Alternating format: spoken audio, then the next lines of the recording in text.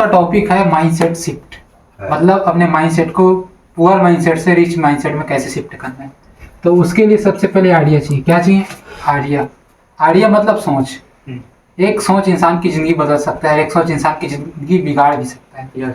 Yes sir. तो idea पे काम करने पर हमें क्या मिलेगा? सक्सेस मिलेगा। लेकिन इस दोनों के बीच में जो प्रोसेस है, उस प्रोसेस में बहुत सारा दिक्कत समस्या आएगा, मतलब प्रॉब्लम्स आएंगे। उस प्रॉब्लम को आपको हैंडल करना सीखना पड़ेगा। क्या करना सीखना पड़ेगा? हैंडल। जब तक उस प्रॉब्लम का सोल्यूशन आप नहीं निकाल पाओगे तब तक सक्सेस नहीं हो सकी। उसी बीच में आपको डाउट होगा, बहुत सारा डाउट होगा मन में, अजीब अजीब से ख्याल आएंगे, उनको भी क्लियर करना पड़ेगा।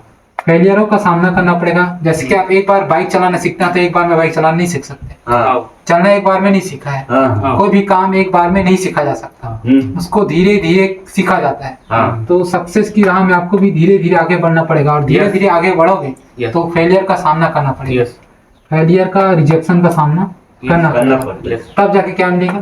सक्सेस मिलेगा। समझ में आ रहा है? अब जो भी इंसान ड्रीम देखा है, सपना देखा है, हर इंसान का ड्रीम अलग अलग होता है, मकसद अलग अलग होता है, सपना अलग अलग होता है।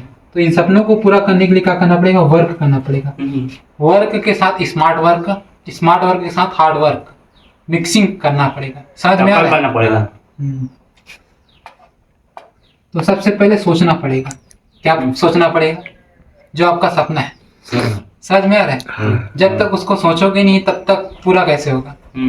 समझ में आ रहा है? अब सोचने के बाद एक आइडिया लेना है। आइडिया से क्या करना पड़ेगा? ट्राई करना है। ट्राई मतलब कोशिश करना है।